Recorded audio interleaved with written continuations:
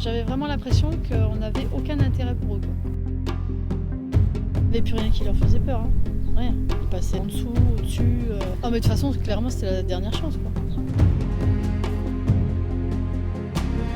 Certaines situations avec les chevaux peuvent parfois tourner au cauchemar. D'autant plus dans le cadre de l'activité intense d'un refuge. L'histoire de Bill et Bacchus illustre parfaitement comment une situation apparemment banale est devenue hors de contrôle par un concours de circonstances. Vous découvrirez leurs aventures au cours de ces différents épisodes, de leur enfermement à leur libération.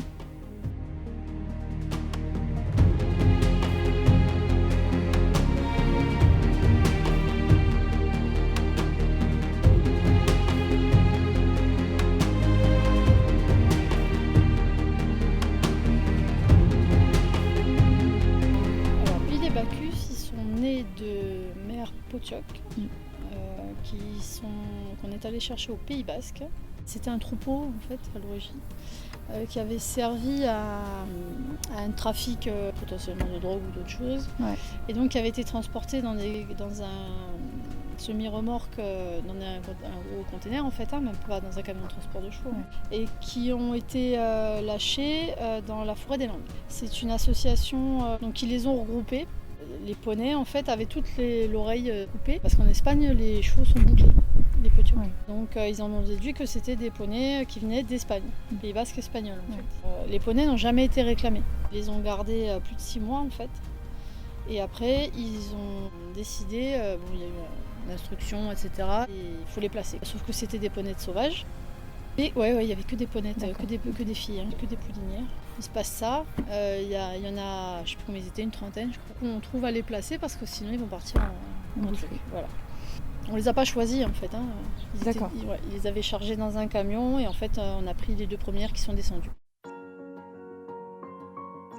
En fait il s'est avéré qu'elles étaient pleines, mais sauvages complets, pas licolées, pas approchables. Noisette on l'a toujours, la maman de Bacchus, elle est restée très très indépendante, très sauvage. Bon, elle fait sa vie, c'est pas le problème, mais elle refuse totalement le contact avec les troupeaux. Quand elles sont arrivées, au début on savait pas qu'elles étaient pleines. Elles étaient assez maigrichonnes. Et elles ont commencé vraiment à prendre beaucoup de poids et le veto il nous avait dit, comme on pouvait pas les toucher, il avait dit écoute vu comment elles sont, si dans 2 mois elles ont pas mis bas, c'est qu'elles sont pleines de crottin en fait, elles sont grasses, quoi. Donc il nous dit mettez-les à la diète. C'est ce qu'on a fait. Et puis 3 semaines après, il y en avait un qui naissait, et la semaine d'après, un autre qui naissait, quoi. donc on a eu Bacchus et Bill. Au début, petit poulain très très gentil, très collant, qui n'avait pas peur de grand chose. Non, il venait au contact et tout, c'était jusqu'aux alentours de 1 an. On pouvait les toucher, les manipuler sans problème, quoi. J'ai un tout petit licol. Et les mères, elles ont toujours été assez indépendantes en fait. Elles vadrouillaient, elles faisaient leur vie. Les mères les ont chassées parce qu'ils étaient très dominants avec les mères. C'est pour ça qu'on les avait séparés. Après, les mamans étant sauvages, qu'est-ce qu'elles transmettent dans l'éducation exactement. Aussi Je sais pas. Veto, elle voulait pas les castrer parce que déjà les testicules n'étaient pas descendues. Pour elle, c'était pas utile, du moins au moment là de les castrer. Et puis ils n'étaient pas ni agressifs ni rien du tout, hein. Ils étaient des joueurs, c'était des poulains. Ils étaient joueurs, mais ils n'étaient pas, c'était pas des démons. C'est après que ça s'est gâté. Ils ont commencé à essayer de jouer un peu avec les clôtures, et que je te passe les clôtures, je te pète les clôtures, je passe en dessous, après je passe dessus. Au début ils restaient dans le coin, donc on les re-rentrait, machin, et puis au fur et à mesure du temps, quand ils ont commencé à monter, vu qu'ils étaient un petit peu à part en fait, parce qu'en bas c'est pas à part et c'est protégé. Un peu isolé. Et qu'ils ont vu qu'il y avait de l'animation un peu plus haut, qu'il y avait plein d'autres copains, plein d'autres copines, et à partir de là c'est parti en sucette, quoi. Au début en fait ils faisaient juste les allées, ils faisaient juste les couloirs, ils allaient mettre un peu l'ambiance aux abords des paddocks, mais ça restait ça restait gentil. Ils n'ont jamais été agressifs avec les autres chevaux en fait. C'était pas de l'agressivité en fait, c'était ils avaient les hormones qui montaient, ils avaient tout ça. Ça restait soft quand même, tu vois, il n'y a pas eu de morsures, d'attaques, de coups de pied, Et il fallait qu'ils fassent les kékés, il fallait qu'ils aillent renifler les juments, il fallait que... mais il n'y avait plus rien qui leur faisait peur, Rien. Ils passaient que ce soit en dessous, au-dessus. Dès qu'ils étaient dehors, on n'arrivait pas à les décoller, on n'arrivait pas à les rattraper. Ça devenait compliqué en fait. Okay. Donc on prenait un seau de grain, un truc, un machin, on essayait par tous les moyens de pouvoir les ramener. Et après ça n'a fait qu'en fait qu'évoluer crescendo en fait. À un moment donné, il passait à travers les clôtures. Ah oui, il rentrait dans les paddocks des autres. Il repartait avec 50 mètres de fil de clôture accrochés au pied ou à la queue ou à un truc, tu vois, avec les piquets qui vont avec. On n'arrivait plus à les décoller du tout, mais vraiment plus du tout. Même dans le pré? Non. Ils étaient inapprochables, quoi. Dès qu'ils nous voyaient arriver, rien que le bruit du gling-gling du licol. À 2 ans et quelques. Ouais, 2 ans et demi. Voilà. Et puis le problème qu'on a aussi ici, c'est que le veto qu'on avait, il n'était pas disponible en fait. Ni pour castrer, ni pour truc. Il fallait qu'on puisse les décoller, il fallait qu'ils puissent les mettre dans un endroit où on puisse les enfermer, machin, ce qu'on n'avait pas. Une contention, ouais, une contention. C'est ce qu'on n'avait pas. Ils nous demandaient de mettre des choses en place qu'on pouvait pas mettre en place en fait. Non plus. Après, le problème c'est qu'il y avait l'été, la chaleur, les mouches, le truc. Donc c'est tout un ensemble de choses qui a fait que on n'a jamais pu les castrer au moment où ils auraient dû l'être en fait. Et quand tu arrives et que tu as 80 équidés sur le terrain et que tu en as la moitié qui divague partout parce que tout est cassé, les clôtures sont pétées, tu peux plus, c'est pas gérable pour eux ni pour nous parce qu'on a dit à un moment donné il va y avoir un accident. Ils se sont jamais blessés? Non. Ah, ils auraient pu, hein.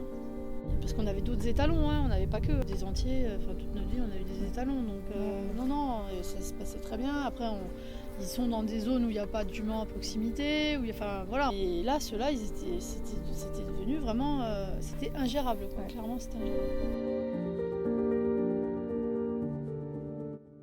On est arrivé tôt le matin, oui, c'était Beyrouth, hein, ici. Hein. D'abord, moi, eux, je les ai laissés, je me suis occupée de ceux qui étaient potentiellement plus dangereux qu'eux à être dehors. J'avais des étalons dehors, oui, qui étaient, eux, en étant dehors, plus dangereux que eux, pour eux-mêmes et pour les autres. Ouais. Donc, la priorité a été de les attraper, eux, de les sécuriser eux et ensuite d'essayer de remettre un petit peu chacun à sa place. La seule solution qu'on a trouvée, c'est le seul endroit où on pouvait vraiment les mettre dans un intérieur fermé, c'était la grange.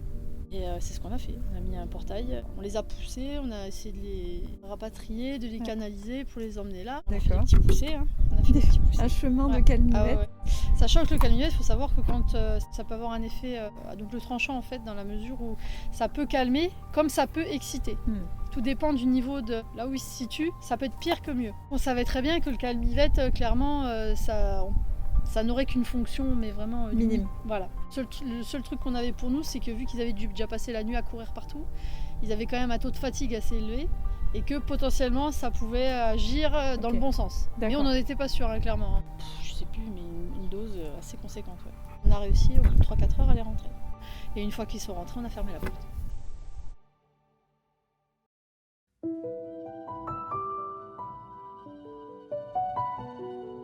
Du coup, ils ont passé les 2 jours qui ont suivi à dormir. Déjà, ils étaient complètement fatigués, épuisés de leur péripéties. Au début, je pense que d'être dans la grange, en fait, ça les a posés. Oui. Nous, en fait, à aucun moment, on pensait qu'ils y resteraient si longtemps. C'était vraiment une solution d'urgence et où ils étaient en sécurité. Ils étaient tous les deux. Ouais. Même dans la grange, en fait, vous pouviez plus les approcher. Non. Ah non, ils étaient inapprochables, quoi. Pourtant, ils n'ont jamais été ni maltraités, ils n'ont jamais été tapés, ils n'ont pas subi de mauvais traitements d'avant. Tu pourrais te dire, ils sont comme ça parce qu'ils ont dû ramasser, parce qu'ils ont eu une vie difficile. Pas du tout. Ils ont eu une vie choyée, ils ont été gâtés pourris, ils ont eu des caresses, des papouilles, des trucs. Voilà. Ma mère les brossait, hein, elle leur faisait des tresses et tout. Je veux dire, ils étaient proches. Et à un moment donné, ça a basculé. Ouais. Et qu'est-ce qui les a fait basculer, je sais pas. Une fois qu'ils étaient dans la grange, l'idée au départ, c'était de se dire on attend, on voit comment ça se passe dans la grange. C'était de pouvoir tisser du lien avec eux, essayer de les manipuler, essayer de les coller, oui, mais l'objectif c'était vraiment de pouvoir les castrer assez rapidement parce qu'on voyait bien que c'était aussi un problème hormonal. Hein. 3 ans, 3 ans et demi, 4 ans, tu vois. Oui, ça commençait. Voilà, les hormones, elles étaient quand même assez high level à un moment. Et on a dit l'urgence c'est vraiment ça. Mais les conditions n'étaient pas remplies, on n'avait pas toutes les conditions pour pouvoir le faire. Et c'est là le problème en fait. En fait, c'est un enchaînement de choses qui a fait que ça a duré aussi longtemps. Parce qu'il faut rappeler que les tirs hypodermiques, en fait, il n'y a pas beaucoup de vétos qui peuvent le faire. Il n'y en avait pas du tout même. Non, nous on leur a dit au veto, mais on leur parlait comme si on dit mais c'est pas un lion. Ben non, c'est pas un lion, mais vous nous demandez des choses que nous on ne peut pas mettre en place. Vous voulez que le cheval il soit licolé, attaché, il va falloir le coucher, l'entraver, machin. Comment vous faites? Comment on fait? Ils nous ont pas apporté les solutions ni ils nous ont aidé à chercher des solutions en fait pour pouvoir le faire. Ici, les vétos ça court pas les rues, quoi. Avec 2 chevaux ensemble dans une grange, que tu peux pas séparer, que tu peux pas licoler, que tu peux pas sortir. Comment tu fais pour faire une opération avec un cheval entravé et couché avec l'autre à côté? Avec l'autre à côté, c'est pas possible. Donc en fait, il aurait fallu 2 vétos, 2 tirs hypodermiques qui soient systématiquement en même temps, que les 2 doses fonctionnent en même temps. C'était presque... non, c'est pas possible. C'est pas possible.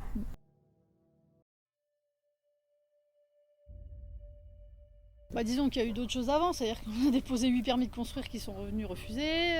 Ça a été des années de bataille administrative, mairie, pour avoir l'électricité, alors qu'on payait tout. Je veux dire, c'est pas le problème. Pour créer la structure, ça a été des années de bataille, quoi. Jusqu'au jour où on a dit maintenant stop, il y en a marre. On fait et puis on verra après. Donc on avait créé donc la contention, les 2 box qui donnent accès aux ronds de longe à côté, qui permettaient de leur faire une structure qu'à eux. Sauf que dans un refuge il y a toujours des péripéties. Il y a 2 autres entiers qui sont arrivés qui eux du coup ont dû malheureusement prendre la place. Donc ça n'a fait que encore reculer. Mais de toute façon, de la grange à la contention, c'est quand même loin. T'as quand même 300 mètres quoi. Donc de toute façon, à un moment donné, il aurait fallu les emmener jusque là-bas. C'était aussi compliqué comment on allait faire, quoi.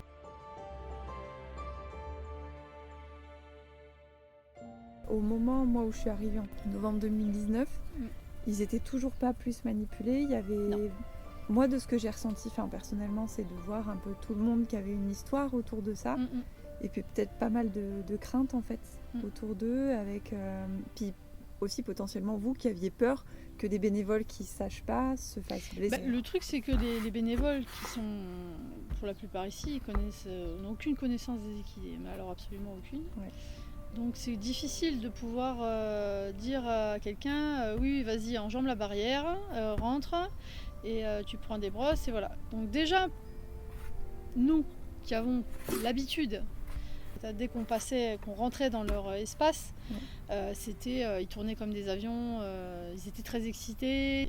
Voilà. On n'arrivait pas à les avoir posés à côté de vous. Non. Moi, j'avais vraiment l'impression qu'on n'avait aucun intérêt pour eux, quoi. Nous, on était là pour leur mettre à boire et à manger, mais ils n'avaient pas besoin de nous, clairement, quoi. Et ils cherchaient pas à venir vers nous. Et à l'extérieur de la barrière, vous pouviez quand même un peu les caresser, il me semble. Ouais, mais c'était vraiment... C'était furtif. C'était vraiment très furtif. Mais moi, quand j'allais les voir, je discutais, entre guillemets, quoi. Mais souvent, je leur racontais l'histoire de leur mère, machin, on essayait, voilà. Et j'avais l'impression qu'ils écoutaient, en fait. Ils avaient besoin de quelque chose que nous, n'étions pas en capacité de leur fournir, quoi. Et en fait, il fallait qu'il y ait quelqu'un de neutre, quelqu'un qui vienne intervenir, en fait, sur le truc. Exactement. On nous a dit de les endormir, de leur foutre une balle, qu'est-ce que tu t'emmerdes avec ça? Il y a des fois des cas qui sont tellement désespérés que quand on ne sait pas, justement, comme vous, quoi faire, je pense qu'il y a très peu de refuges qui auraient gardé pendant 7 ans des chevaux sans savoir quoi faire. Parce qu'on a toujours eu une lueur d'espoir. Puis nous, le but, c'est de leur offrir une vie de cheval, pas de les emprisonner, pas de les tuer, quoi. Le but, c'est d'essayer de les emmener le plus loin possible, le mieux possible.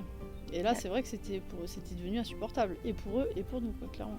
Celui qui m'a vraiment fait peur, c'est Bacchus, parce qu'il est arrivé vraiment à un niveau de désespoir, quoi. De dépression, ça se voyait, quoi. Il était vide, il était éteint, et en plus il avait sa super raquette. Et ouais, il avait des pieds très très longs. Il portait sur lui, il le portait intérieurement et physiquement, quoi. Si tu n'étais pas arrivé, je crois qu'il se serait laissé mourir à un moment donné. Ah mais de toute façon, clairement, c'était la dernière chance, quoi. Dans le prochain épisode, vous découvrirez ma toute première rencontre avec Bill et Bacchus en novembre 2019. Un grand merci pour votre écoute et votre fidélité, et à très bientôt sur la chaîne Equipona.